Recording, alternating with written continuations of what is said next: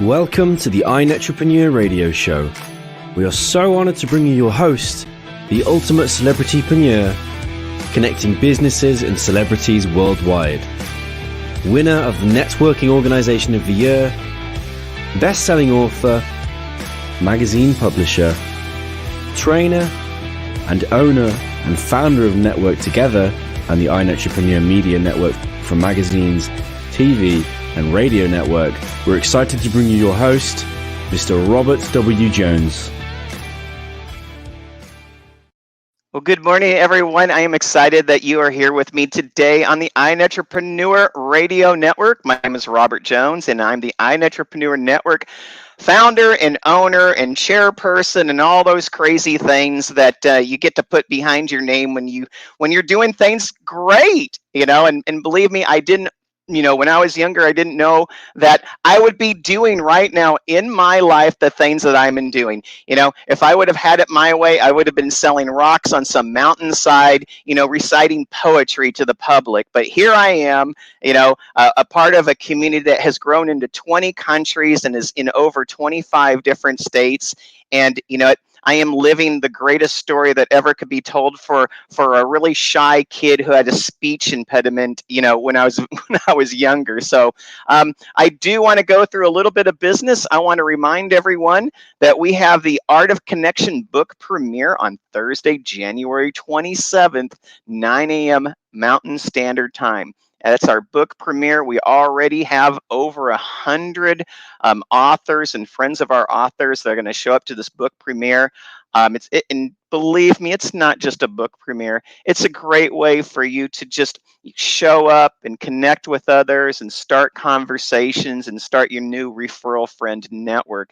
And that's one of the reasons why we have the Art of Connection Summit and the book premieres, because we are passionate about creating Uber connections between people, not just next door, not just in your own state, but globally. I also want to remind everyone that we had so many people sign up for the book premiere. We had to create a second date for our Art of Connection Summit. You can get more information at artofconnectionsummit.com. We're holding that on Thursday, March 31st, 331-2022. I think that sounds like a pretty cool number. I don't know. It sounds cool to me, 1, 2s, and 3s, nothing better than that. It's like ABC.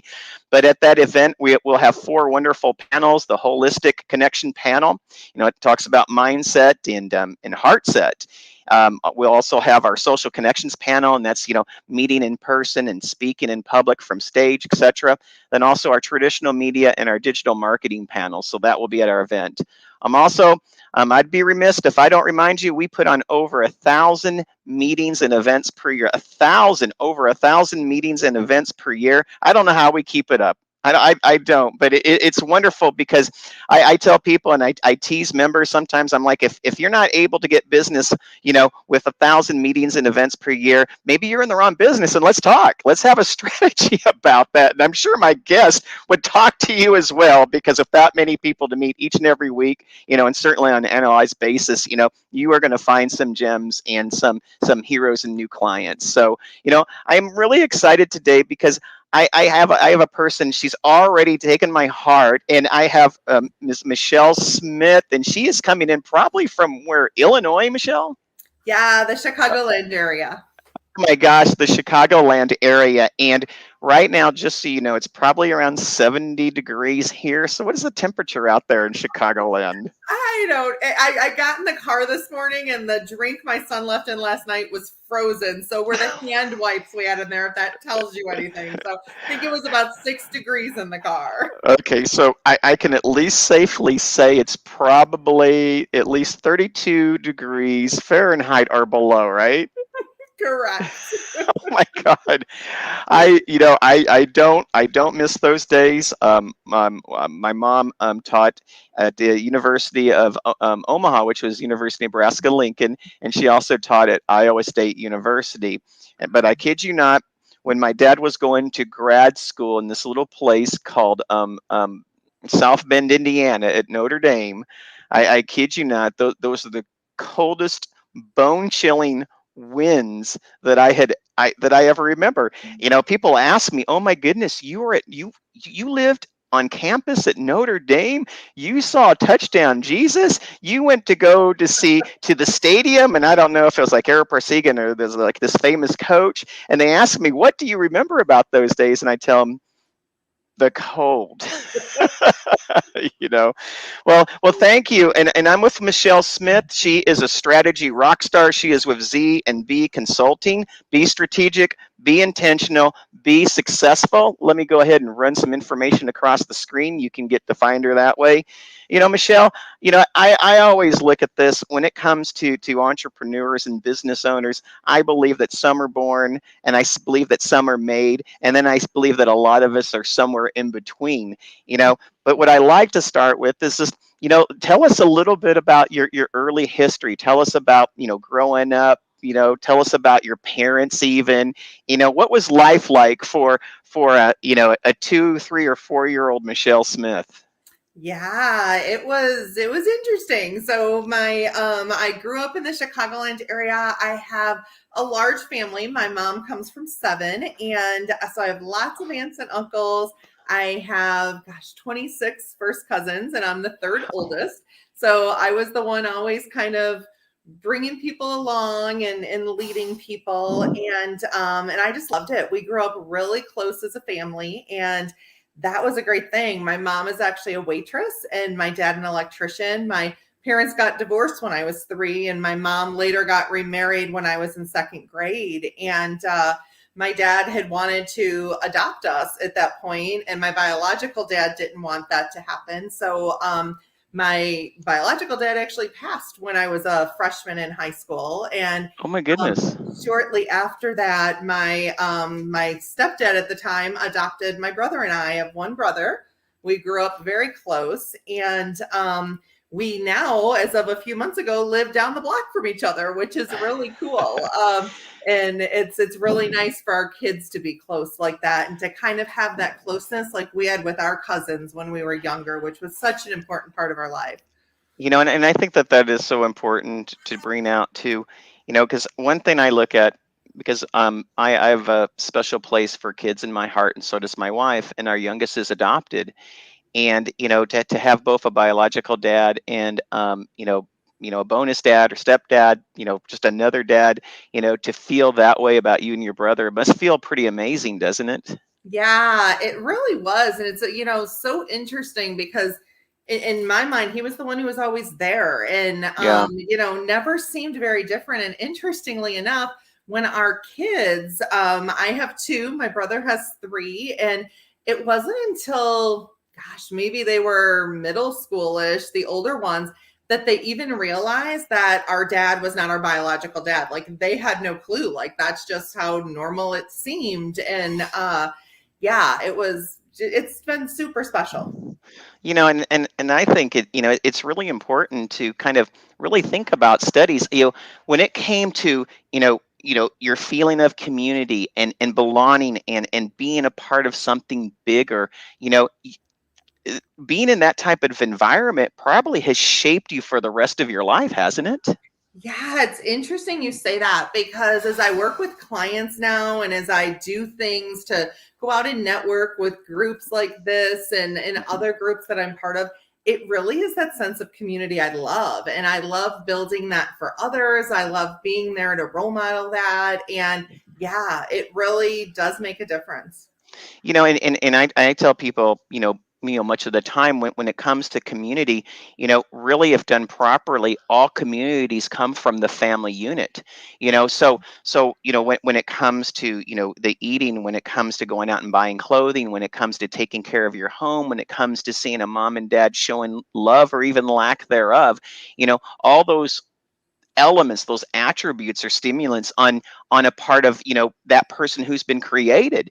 And that's what I think is phenomenal about you, because you've taken that comfort food of having that, but you've also built a business in a certain respect out of that as well, by probably using a lot of communication strategies and learning how to get in the hearts and heads of others, but in a loving and right way. See, not And I think that that's important in business. You know, I'm a recovering programmer myself, and I always say I was in technology, but technology is only as good at the end of the day as the touchology of the people who use it. You know, but but I also think that what comes from it is, when you're a kid like that, you can also have a lot of discovery. And, one thing I think that you're noticeable is you're inquisitive and you probably have a lot of passion. So, tell us about some of those passions in your early childhood that you participated in. Yeah, I loved it. One of the things I think about all the time is hanging out with, my cousins, and we'd be at grandma and grandpa's all the time. I loved spending time with grandma. My grandfather passed probably when I was in second grade, but I was super close to grandma. And it's been neat for my kids to have that same closeness with their grandparents.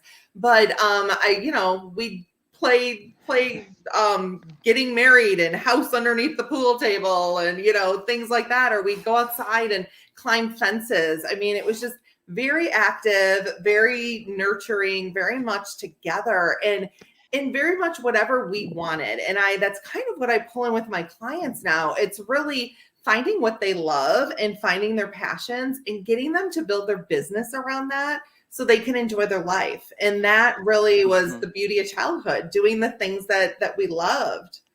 And see, I'm going to stay here for just a little bit because I think that it's so simple, but these are the most fundamental points of business and just life itself. Because one of the things is my one son was a soccer star, and what I look at is, why do Americans not have as good of soccer players in our country as there is in other countries? And in a certain way, we look at business in our country, and why is entrepreneurship, why do small businesses struggle so much? And a lot of it, I think, has to do is the same way that we learn as children. Really, when we play, or when I see my dog or my cat and they play and whatever, it's unstructured. It's free form. It's navigating and negotiating in such a way where it's like, someone's creating those steps in you, and you have to follow it. You are creating your own steps and you're creating your own paths. I mean, don't you think a part of that special playground, as a child, is also very needed for an entrepreneur?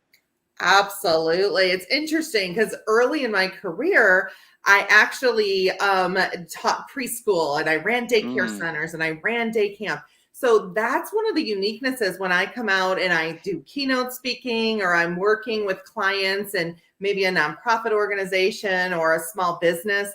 I bring that fun and that play. I have these clappers that actually, I don't have one next to me, but they're bright colored in my branding, and we clap and we celebrate. And I have toys on the table, and I sit down on the ground, and people are like, don't you want to sit in a chair? No, I'm like used to running day camp for 360 kids. I'm on the ground.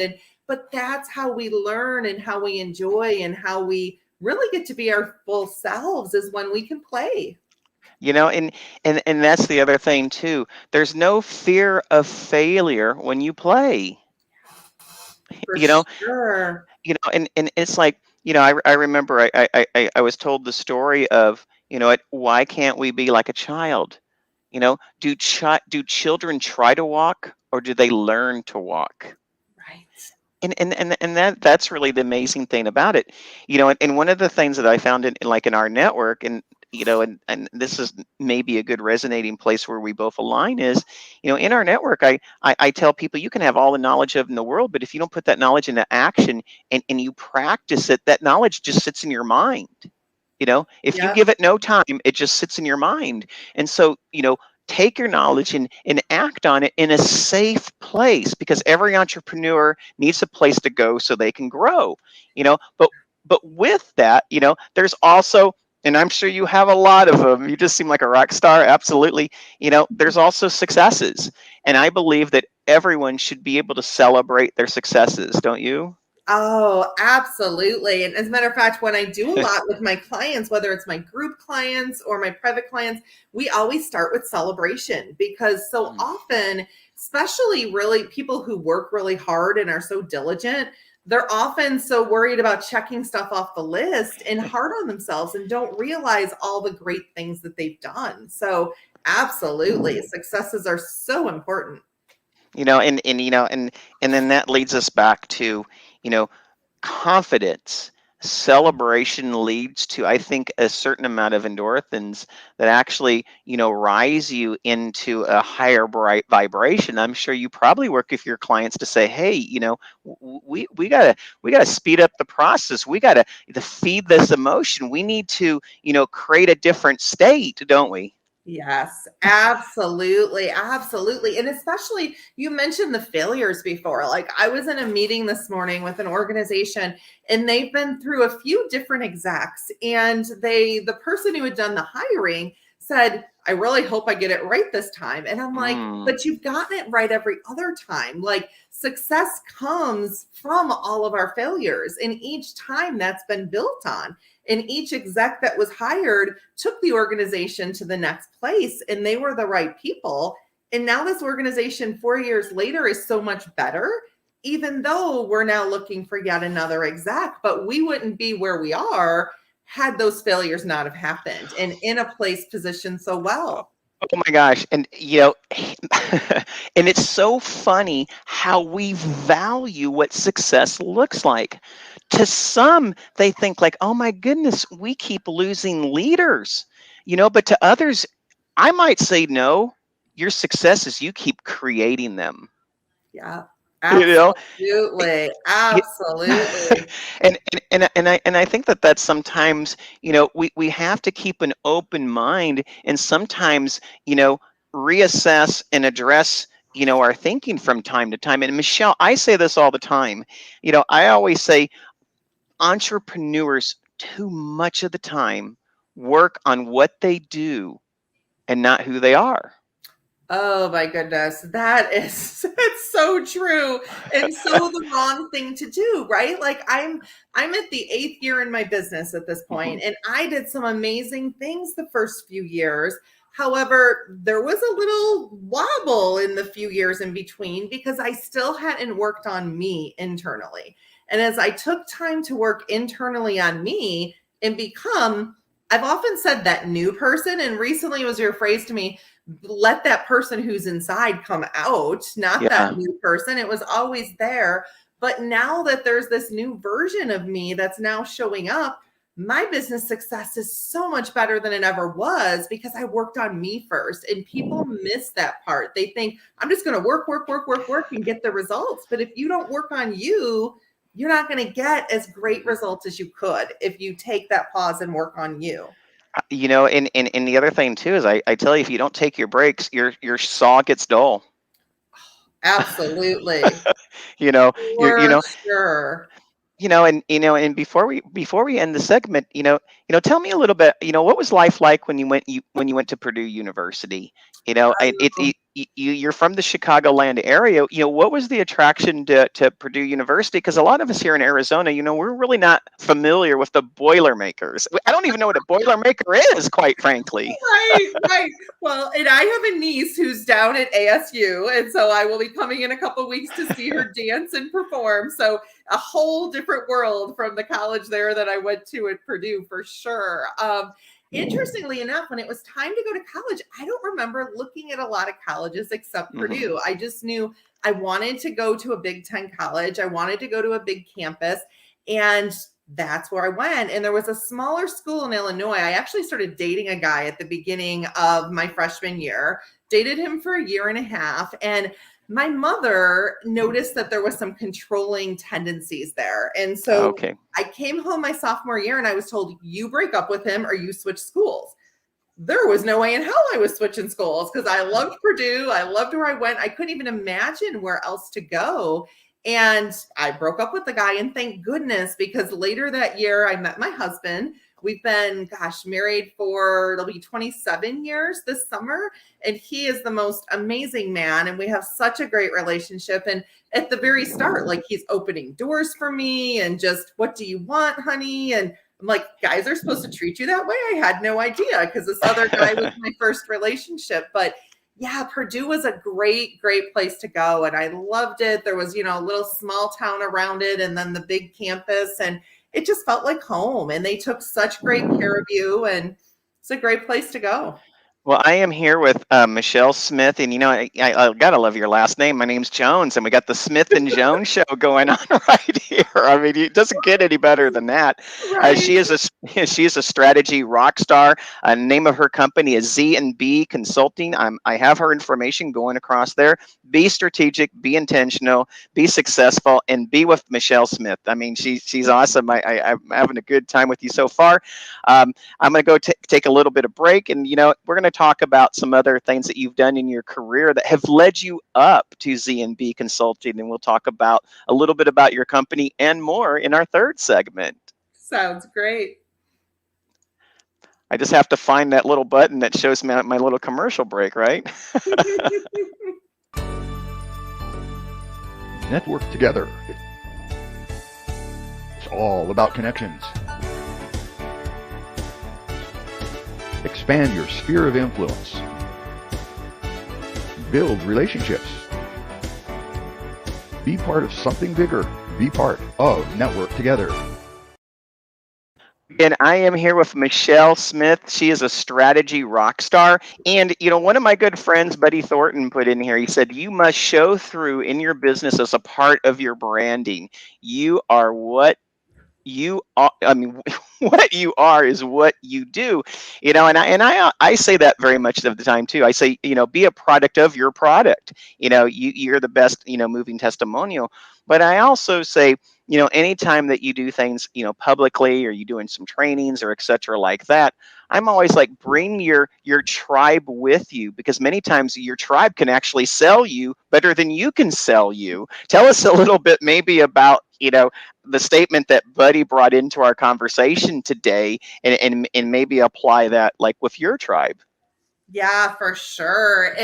I totally agree with that branding. I do talks a lot of times for different organizations on branding. And if you see a lot of my marketing, you'll see pretty colors and pretty fonts and all of that kind of stuff. And I really get people to see that that's not all that branding is about. Branding really is about how you act and what you do. And I always give this example of when we're networking and we're doing like a 30-second spiel and introducing ourselves. Let's say I'm a massage therapist and I'm saying, oh, I'm going to help you relax. But I'm standing up there all nervous and I'm not giving that verbal message that I'm going to help you relax.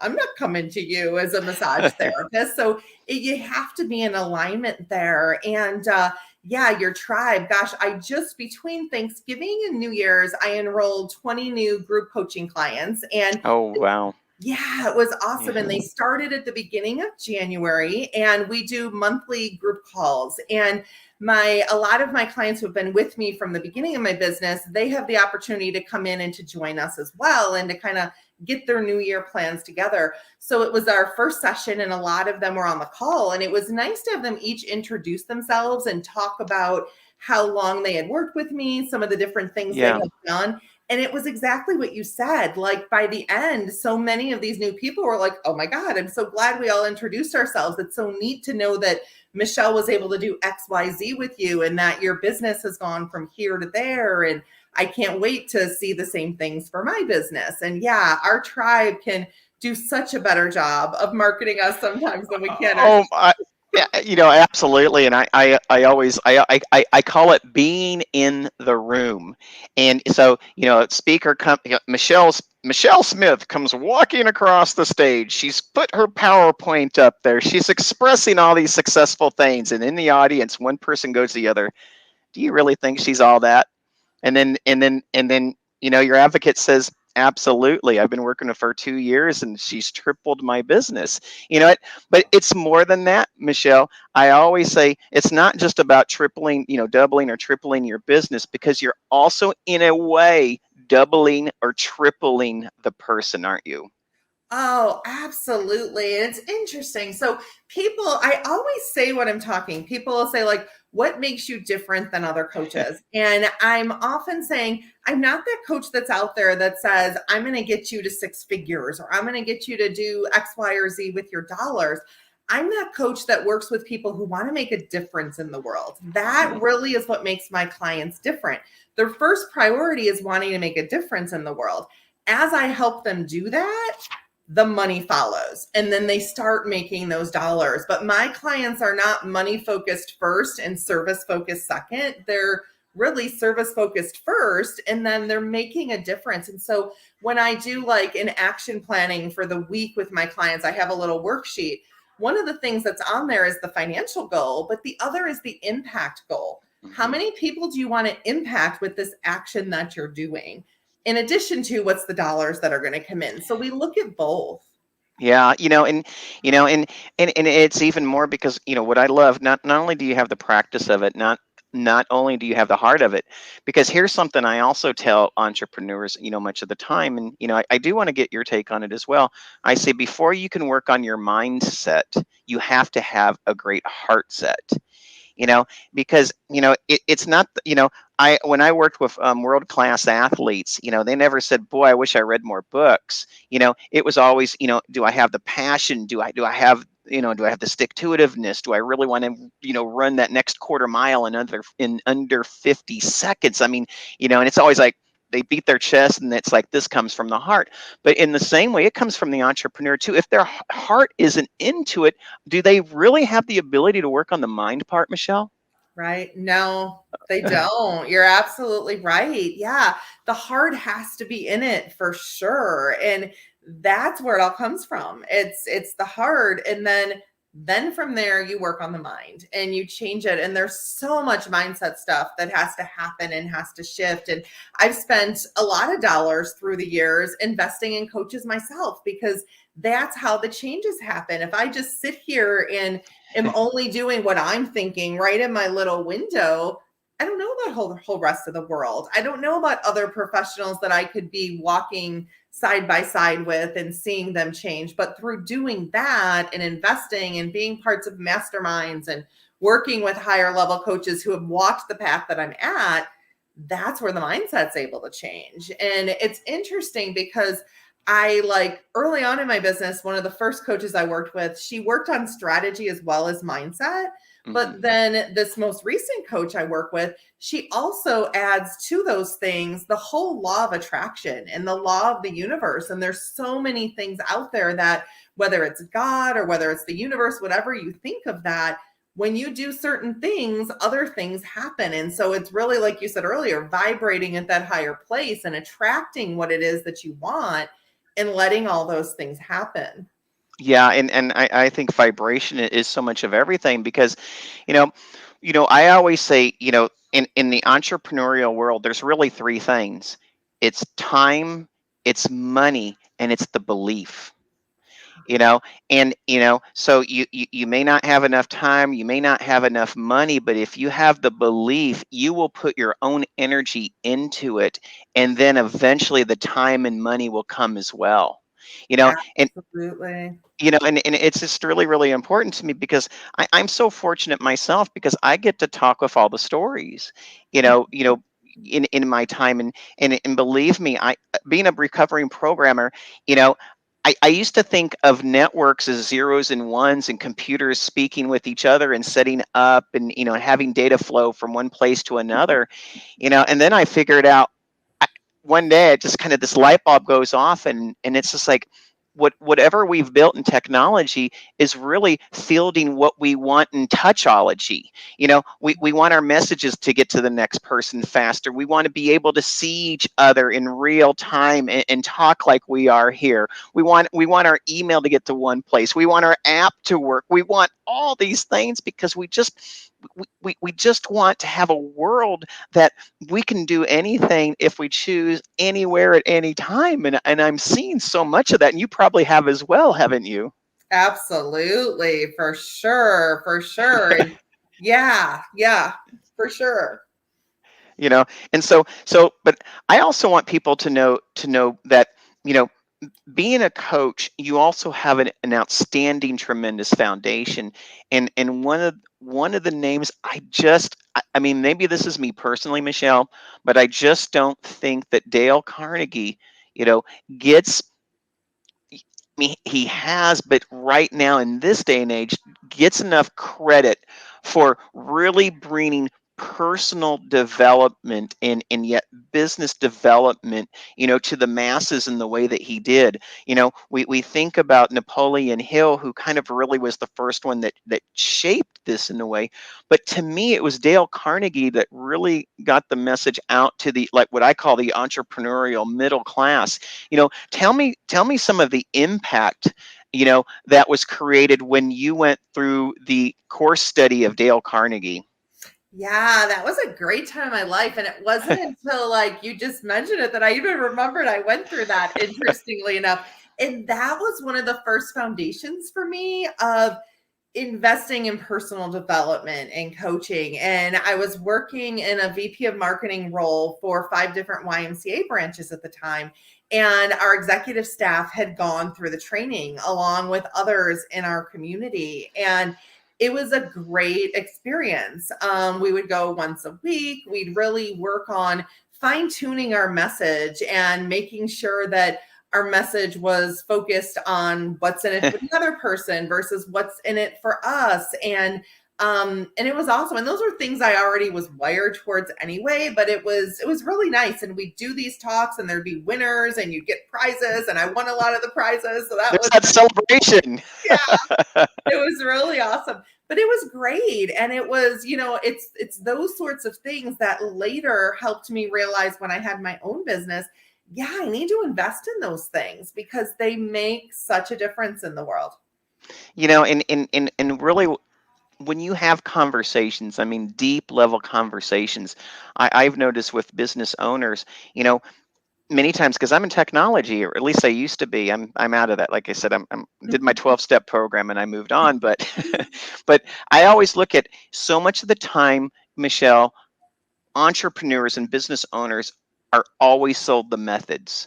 You got to use LinkedIn, you got to be Facebook, and you got to have a blog, you have to have a pretty website, right? I mean, those are all they're services of the technology to speed the communication between humans, but that does not, I can guarantee you this, that does not make the communication better. Right. For sure. And I always say what makes the communication better is, and this is why, some people call it the foo-foo, but this is why the mastermind, this is why the group coaching calls, this is why this matters so much. Because if you can be in those in such a way that it cuts you so deep, all of a sudden you look at your mission differently, you reassess it and you readdress it, and then all of a sudden, the next magical thing that happens, your words change, so that the very message that you want to get to the world, then when you're going to LinkedIn, you're going to Facebook, you're putting words on the website, you're doing all these things, all of a sudden they create more impact, don't they? Oh, yes. So much more intentional. It's interesting you say that because that's a lot of what I work with people with. So often people come to me and they've spent so much time doing this tactic and doing that tactic and going all over the place, but they're not getting anywhere. And so I get them to slow down first, really get everything out of their head, and then help them put it into a plan, whether they do that self-study and in a group or whether they do it privately with me in a VIP day. It really is then what gives them focus. And what I look at when I do that with them is, what are your strengths and what are your weaknesses? And what do you like and what do you not like? And now let's build what you're doing around it, not what everybody else says, because maybe they're saying be on LinkedIn and you have this terrible feeling about that because you don't like that and you don't like technology at all, but you'd rather show up to a networking group. There's a million ways to get to your results, but like, how are you going to do it? And how are you going to do it, like you said, in a heart-centered way? And if we go back to Dale Carnegie, that's the beauty of that. It really is thinking of others, thinking about making that impact in the world, and blending what you want to do in with that so that you're not just showing up somewhere, whether it's LinkedIn or an in-person networking event, and you're like, look at me, look at me, look at me. I could do this for you. It's, what do you need and how can I be of service? And from there, the clients come. Yeah, which leads me to another great place. Phenomenal, foundational. I mean, just the bedrock. These are like society type of organizations. Dale Carnegie, and the next, YMCA, United Way, but another one is Rotary. When I see Rotary, on anyone's wall and I look at the plaques or they wear the pin, or, you know, I'm getting goosebumps just right now, just even thinking about it, being in my district in San Diego. The the basic function of Rotary is the basic kind of like foundation of even the organization of Network Together, which turned into iNetrepreneur Network, and that is really service before self. In the four-way test, and give us a little morsels of what you've drawn from Rotary in your life. Yeah, I love that. I got chills just thinking about it because that was one of the reasons why I was drawn to this group and to becoming a member of the iNetrepreneur Network, because of that focus on service. And it's interesting. So in my 20-something years of career through places like the YMCA, United Way, it always would be the older men who were told, go join Rotary. And myself and some of the others, we were told, go join Kiwanis, go join any other places, the Exchange Club, I can name a million. And in my mind, I'm like, well, Rotary isn't for me. It's just for older men. And in my business, I then, when I was starting, that's not necessarily the demographic I was looking to attract. Not that there's anything wrong with it. I do have clients in that demographic, but that wasn't my avatar in my head. So Rotary wasn't the place I thought to go to. And I was asked to speak at a Rotary meeting. And interestingly enough, it was by an older man. And he was a part of the chamber with me. And when I go and speak, I'm a very faith-filled person. You can see some of that behind me here. And so I'll say, God, please make sure the words that come out of my mouth are the words that will serve these people and what you want them to hear. And I will often speak about doing what makes your heart sing. But that's kind of a girly thing sometimes. So I was like, am I supposed to speak about that? Am I not? So I walk into this room and there were 40 people in the room where I was speaking, and I was called to still deliver that message. And I had men who came up to me afterwards and said, thank you so much for saying that, because I never realized that I could do what makes my heart sing. I thought I had to just do whatever.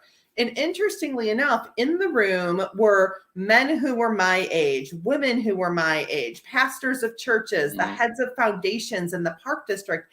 And I looked and there were like 40 people in there. And I was like, this is not what I thought Rotary was. And I want to have lunch with these people every week. So I did. And it was the beginning of the year. And by the later that year, I was on a trip going to Milwaukee, and I'm in the car reading my Rotary magazine. And I was like, oh, that's what Rotary is about. Rotary is about really service and leadership and doing great things in your own community. I had no idea. And a lot of what I've done when I worked for organizations before and that I do now with organizations is really helping them grow their client base and then retain their client base. And what I had noticed, a lot of times that doesn't happen if people aren't being clear on what happens in the organization. So I joined this organization and no one really told me what it was about. No one told me how to get engaged. No one told me what to do.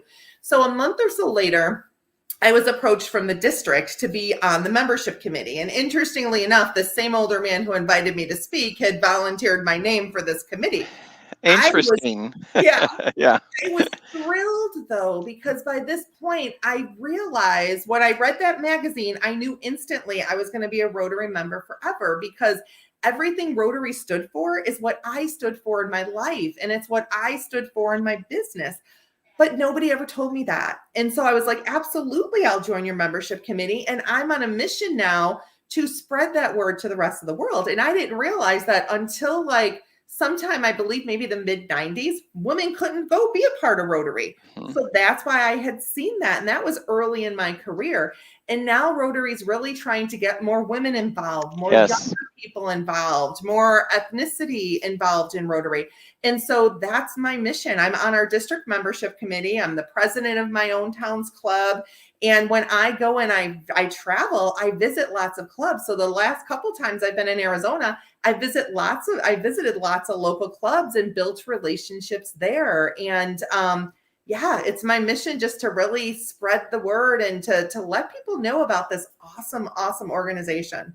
Yeah, I mean, it really is more than just, a bunch of, we called it the pale, stale, and frail age group at one time. And that was a part of the drive to open up different chapters and, embrace the diversity. It wasn't that, in certain ways that it just wasn't a part of the founding thought. The founding thought certainly was there, but, but it's also nice to see the institutionalization of a foundational organization like Rotary, actually open up and truly embrace the change. And I think that they really have. And that's why I always look at everything. They say, you can't teach an old dog a new trick. I've never believed that. I mean, everything and everyone, if they just have that willingness to desire, can change at any time. So we are going to take a break. I am here again with Michelle Smith, your strategy rock star of Z&B Consulting out of the Chicagoland area. Although, from what I understand, we're going to have to get you to one of our chapter meetings out here, Michelle.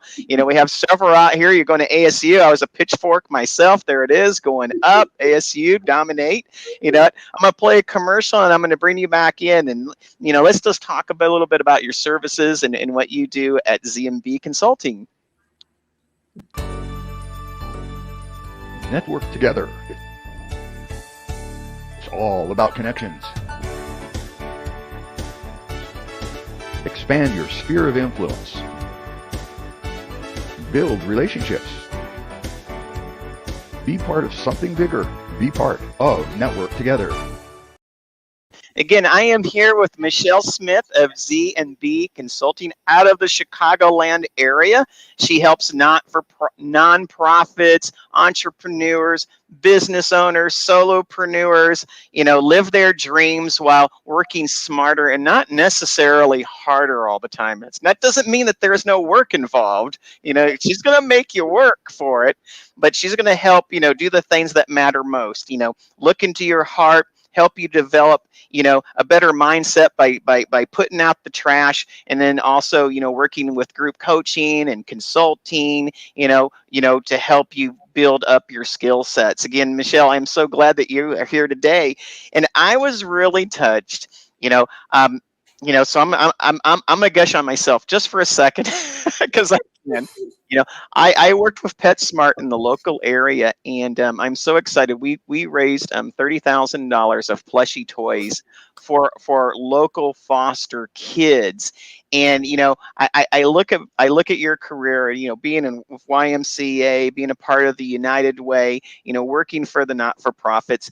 You must have a heart for kids. And so I told you I wanted to kind of look up some of these things and more. And I thought, Z&B Consulting, well, who's the Z and who's the B? And then all of a sudden I read through there and it was Zach and Ben. And I'm like, oh my gosh, she named her company after her two sons. And I was really, really excited about that because, I really don't see, a lot of businesses, edifying their kids, but you did. What was the strategy? Or maybe there wasn't even a strategy. What was the thought process behind, having your kids as a part of your company name? Yeah, so people who know me know there's always a strategy, and there really was. It's so when I worked for years for other companies, I was just exhausted and I didn't have a lot of time to do the things that I enjoyed. I wasn't around my kids as much as I wanted to be.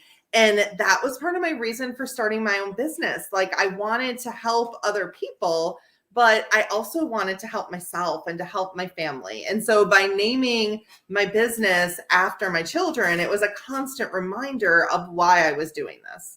Yeah. And I think that's talk about a mission in itself. Yeah, talk about a mission in itself. I help other people do the same, Yes, to help other people be more present for their children. Well, and I think that's more important. I tell this to my community. I say, what, you get married and I love my wife, but what good is loving my wife if I don't have time to enjoy my wife, let alone my life? And a part about what keeps the relationship going and growing is, setting aside so much time where your business doesn't take over your life to the point that, you end up enjoying so little in the other pieces of your life, you start to stop enjoying the business. And and I really think at the end of the day, that's what you help to do with the entrepreneurs, and business owners you work with.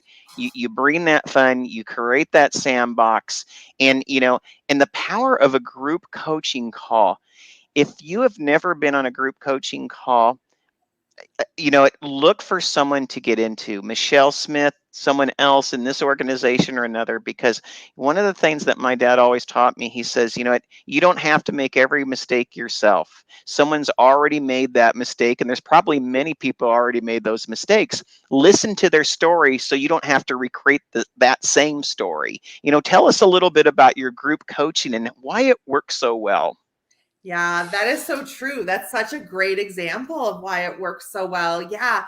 So my clients who come into my group coaching, a lot of my focus, whether you do group stuff with me or private stuff, I really help people come up with that plan first. That's intentional and built around their life and what they desire. Like I said before, their strengths, their weaknesses. So when people first start working with me in group coaching, that's what they do. They go through my online resources. They start creating that plan for themselves. And for those who are quick deciders and decide, right when we talk, yes, I want to enroll, they get a bonus of being able to do a private session with me where I'll actually look at their plan and give them some feedback. But yeah, the group calls are amazing because you get to learn with other people. You get to come and ask questions. And a lot of times I'll have clients who get on the call and they don't have a question. They just want to listen to other people and realize that other people are asking questions that they haven't even thought about or realized they need to know yet. And then the other beauty about the group stuff too is that sometimes it doesn't work for your schedule. So it's recorded, you can listen to things later, and you can connect with those people in that community. I actually just came back from a retreat with my coach and my mastermind sisters. And I think there's like 40 of us in the group. There were, at the retreat, we had like 20 in person and 20 virtually. She does a really good job of getting us all connected together. And there's so much just excitement and energy. And you talk about raising vibration just from all the people in the room and learning from each other, supporting each other. And when you're feeling down, someone else has felt that way and they can lift you up. And there's just such real beauty in it. Yeah, and and I'm writing this down here because it really is important, because for some people out there, they may not understand, what does raising vibration look like, and why should it matter to me? And I think that that's a part of what we should kind of look at, because at the end of the day, to me, the raising of the vibration means that everything that you do from the moment you wake up to the time frame that you go to sleep, and even in your dreams, if your vibration is raised, you speed to things in every moment. Because of that, there's a certain set of excitement. So what took you an hour to do last week, you raise the vibration, all of a sudden this week it's 57 minutes, and all of a sudden you do that over the course of a year, you have an infinite amount of time going back. That's in my mind. Tell us a little bit more That's about. true. Okay. Yeah, that's where that work smarter, not harder comes from. Because when you Right. do all those things that you described, it doesn't have to be effortful anymore. And so it really is this whole point of being able to sit there and knowing what you want in the world and then visualizing it. And as you visualize things and you see yourself as this business owner who is at this place that you're maybe not right now, you're continually seeing that, you're feeling that, you're attracting things to you that get you there, versus the opposite of, oh my gosh, this is where I'm at right now. This is all that's in my bank account. I feel terrible. That's not going to get you. And so many entrepreneurs go through that. We've all gone through that, right? And so, but when you're constantly focused on that, what we attract is what You become that. I always say you become the energy that you apply yourself in. Yeah. And this isn't to say that everything will be peaches and cream. There is adversity, but it's isn't it, Michelle, how you embrace that adversity? I mean, I Absolutely. had a coach once tell me, and I wanted to make sure because I remember the quote right because I still remember it to this day. He said adversity is one of your life's best coaches. And then I was like, okay. And then he goes, but I was like, what? Only if you learn from it. Yeah. I was like, okay, I'm trying to learn, you Yeah, know, it, you know, for you know, sure. and I'm sure in what you do, one of the words that I really, really, put out there, because I am a stickler for definitions and what it means. And one of the strongest words I'm trying to get through my community is the word awareness. Does that word resonate with you? And if it does, why? Yeah, for sure. Yeah, because it's what you're aware of that you're able to change. Like you said, by noticing something, you can change it. I was actually just prior to this call on a 3-hour planning session with one of my private clients. And one of the things we were looking at was restructuring some of how she's doing her business and how she's offering her different programs. And she's like, I noticed that I'm offering weekly coaching sessions right now. And I don't like that because I never have a breath. If I get sick or that or the other, I feel like I have to fill that in. And I'm like, that's great awareness. So now how do we change that? And so it's noticing those feelings and noticing things that can keep you at that high vibration. And yeah, it's huge. Well, I did something for you, and I hope you'll enjoy this. And I hope that the listeners to the show, whether they be online or in there are other ways that this program gets out there. But my question would be, what does raising the vibration look like? And and I'm going to answer that for you. You know, with Michelle Smith, if you were to work with her, this is what raising the vibration looks like to her clients. She's given me more confidence. She's helped me become my best. I'm more knowledgeable, and capable than I was before. I've learned how to develop strategy for my business. You know, I've become more innovative. I have the ability to uncover roadblocks. And this isn't me talking, this isn't you talking. These are your clients talking, and so if we were to say, what does raising vibration look like? I think your clients themselves stay at the best, don't you? Absolutely. Absolutely. Yes. Thank you for that. That was a nice little summary. Thank you. You're welcome. So talk about, you have coaching programs, and I love group coaching programs, believe me, because I feel like you can speed to where you want to go faster. But the other thing is, you also do speaking, you also do training, and then, maybe tell us a little bit about the consulting, because I'm sure you work with not-for-profit companies as well. Is that correct? I do. I do. Yeah. So yeah, the speaking, the training, I love that. I recently went into a nonprofit organization and they had some new staff and they were wanting their staff to know how to network and they were wanting their staff to know how to work with volunteers and how to find them. And so we did a half-day training and I worked with them through those things. And then I continued to meet with them once a month for 3 months after, where they can get on an hour Zoom call and they could process what they had put into action. And we could kind of work through it and work through those roadblocks. And at the second of the third in between, we actually did a little more training at that point and built in showing them how to do presentations and how to go out to places like Rotary clubs and talk about their nonprofit and to teach people how to advocate, how to volunteer, how to donate to their nonprofit. So I can come in and do half-day trainings and organizations for that on a whole variety of different topics, depending on what the organization's needs are. And it doesn't have to be a nonprofit. It can be a small business. It could be a keynote speech for your association or your group. And I've also spent a lot of time working for churches and booster clubs and leading them as president. And what I love about those groups is it's oftentimes adults or parents who just want to help the organization. Maybe it's the T-ball league and it's their board. And they don't have the skill set to know how to manage volunteers, to know how to get them in the right roles, to know how to develop the marketing or communication plan. And so I come into those groups too. And oftentimes people are like, well, they don't have any budget. And most of the time they actually do. And I help guide them and lead them to be able to enjoy their lives while they're also being of service and leading this group that means so much to them.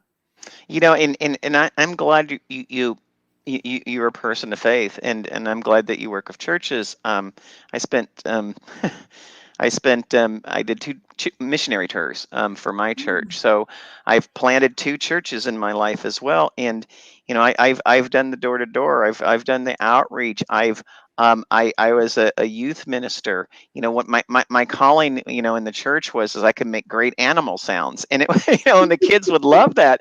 But there is something about serving in faith that just gives you a bigger picture of your place within the community.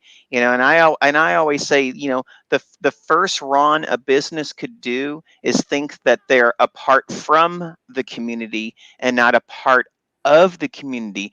And I think when you're faith based, you understand that whether it be those local dollars, whether it be your local passions, you know who you're serving. And I think that is what's really powerful, because being in faith-based organizations in addition to other organizations, it keeps you community connected, and globally connective in this day and age. But speak to a little bit about how you apply some of your, not in a religious sense, but just really kind of a faith-based sense that makes sense maybe for an entrepreneur. Yeah, absolutely. And lots of my clients are actually attracted to me because I am faith-based, and those who maybe it's not God to them, it's spiritual or the universe or whatever, right, they're attracted to me as well. And that ties to the vibration, because I truly believe that we're all here to we all have a purpose. And there's this, it's not what we want. It's how we're being used as an instrument to carry out the greater good in the world. And so that's part of the work smarter, not harder. Sitting there and the raising the vibration, sitting there and kind of saying, God, what is this work you want me to do in the world? Who do you want me to bring? What are you calling me to do?